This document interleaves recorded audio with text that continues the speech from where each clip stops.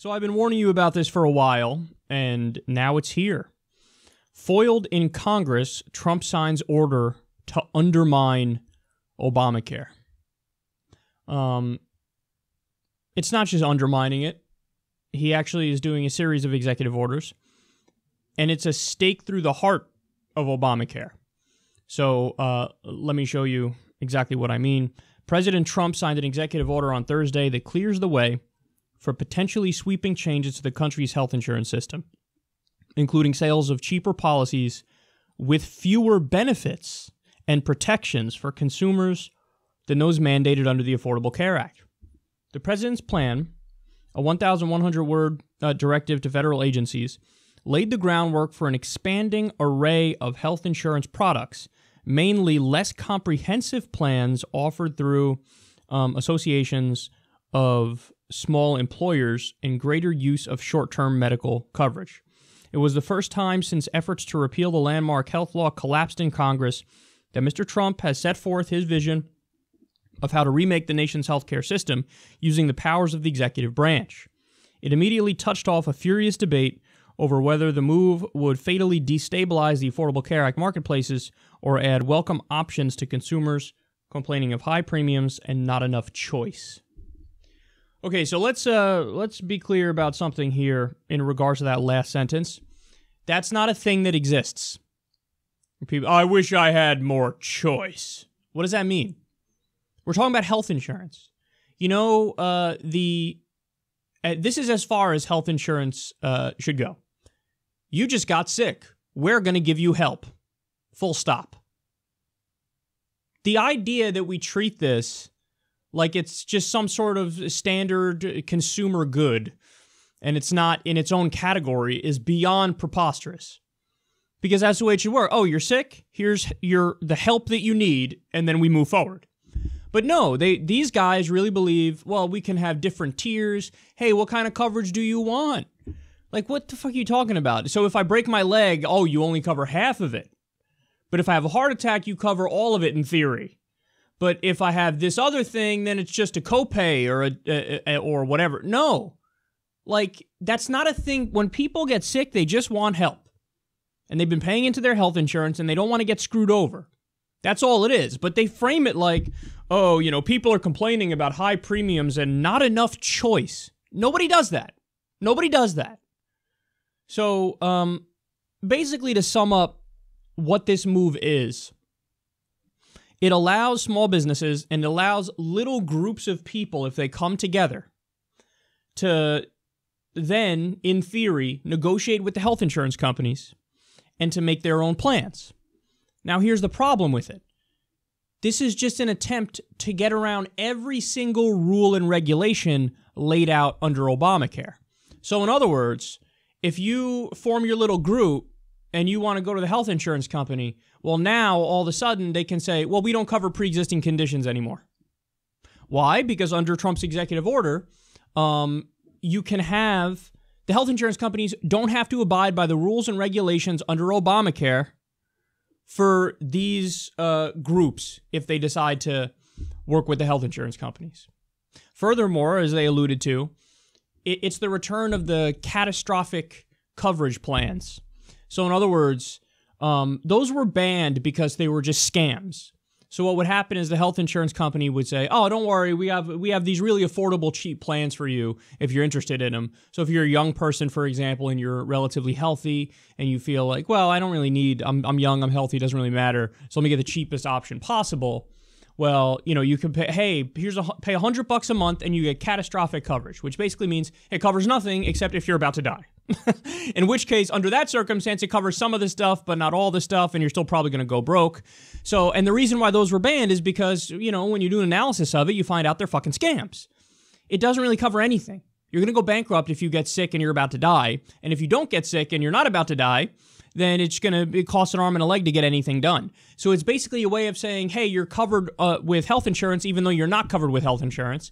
And it's like you're paying a mafia. It's like, here's $100 a month. Now fuck off. So Obamacare steps in and goes, no, we're going to make the health insurance companies cover, you know, more than just catastrophic care, because they're not covering anything. You're paying them and they're not covering anything. So Obamacare says no more catastrophic plans. Hey, what if you still ended up paying $100 a month? Maybe the cost was $200, but then you get a $100 subsidy each month. What if you ended up paying $100 a month and you had more than just catastrophic care? You had regular care. You had a decent amount of care. So that's what Obamacare did. Trump is stepping in with this executive order and going, no, bring back the catastrophic coverage plans and make it so that people can now, again, pay a smaller amount to the health insurance companies but get nothing in return. So bring back the scam. And they do it under the guise of it's choice. It's more choice. You have more choice. You can choose to pay the health insurance companies and then have them fuck you over whenever you actually get sick and you need them. That's what this is. So, it's not subtle. This is not subtle. This is just a hatchet to Obamacare, and it's a way of doing legislation without going through Congress. So it's him saying, yeah, we're going to allow health insurance companies and other groups of people to make their own deals, and oh, would you look at that? You're exempt from every rule under Obamacare when you make your own deal with them.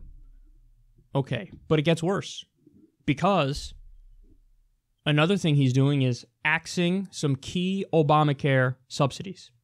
And he's doing it, again, through executive orders.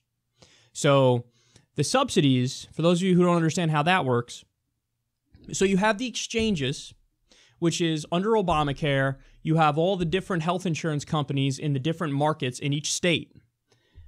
They go on this exchange and they have to list their prices next to each other. Okay, this is how much it costs to get a plan from Blue Cross Blue Shield. This is how much it costs to get a plan from Aetna. This is how much it costs to get a plan from whatever. You name the insurance company.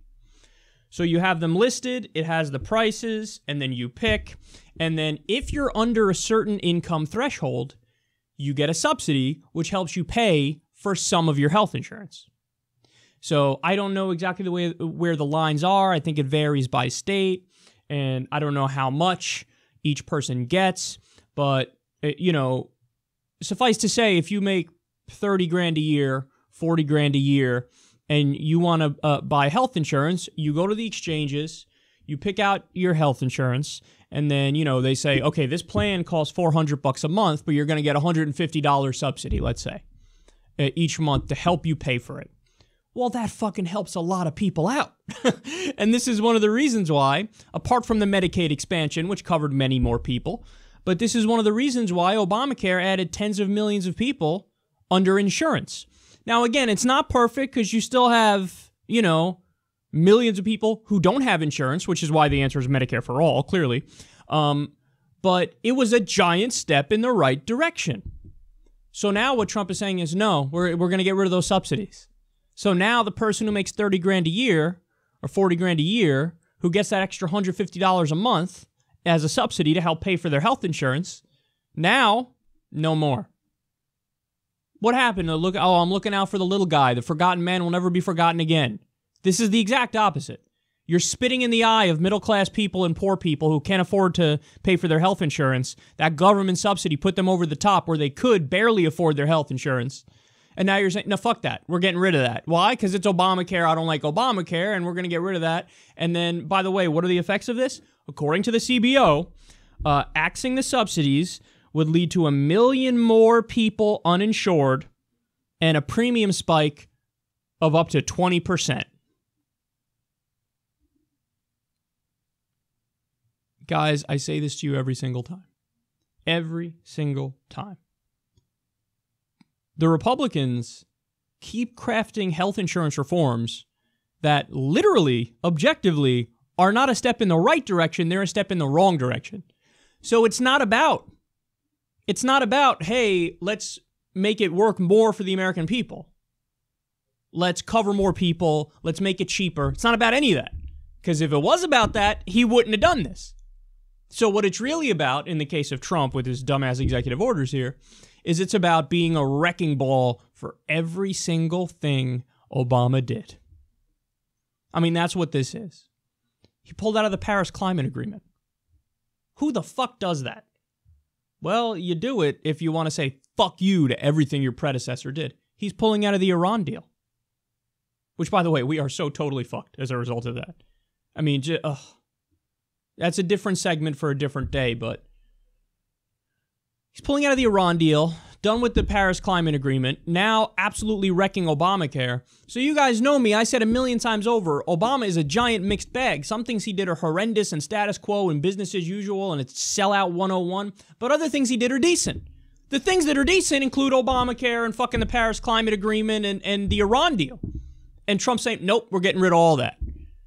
He's trying to erase everything Obama did, and then he's going to go to the electorate like a fucking dog that just ate a raccoon and snapped its neck. And you know how the dog will put the dead animal by your feet if you're the owner and go like, see what I did, Daddy? Like, I killed the fucking thing, see? That's what Trump's going to do with every single thing Obama did. But guess what? Obama's got like a 60% approval rating at this point. Trump's got a fucking 32% approval rating. You destroying everything he did ain't going to work out for you like you think it is. But, I mean, he is super serving his base, that's for sure. The people on the far right base who really put Trump over the edge and said, yep, look, we're gonna get this guy in there. Well, they're getting exactly what the fuck they bargained for. But what people are finding out is it's not as simple as just say, get rid of Obamacare, fucking, get rid of the Iran deal. No, if you get rid of Obamacare without replacing it with Medicare for all, then you send the fucking health insurance marketplace into a tailspin and everything gets worse. If you get rid of the Iran deal, you throw the Middle East into further turmoil and you make it more likely that Iran is going to get a nuke, not less likely. So all of his fucking far right-wing talking points that he used on the campaign trail, that may have been appealing to a certain small percentage of the population, definitely a large percentage of the Republican Party in the base, but that's not, the American people are going, fuck you, because there's real world consequences to this shit. So, I would say somebody's got to reel him in, Trump, but he's unreelable. What are you going to do? What are you going to have fucking General Kelly say, Mr. Trump, I don't think you could do that. There was an article that said, it came out, I think, last night, and it said that whenever those guys do try to talk Trump off the ledge for some of these extreme measures, he loses it, and he throws a temper tantrum. So, okay, well, there you go. More people are going to be uninsured. Premiums are going to spike. We're going to be in a worse situation in the Middle East. He's just ruining everything. So, wowzers. There you go. We need strong, principled Democrats more than ever who will fight for Medicare for all and free college and a living wage and who will stop the draconian backslide we're doing here into a worse situation.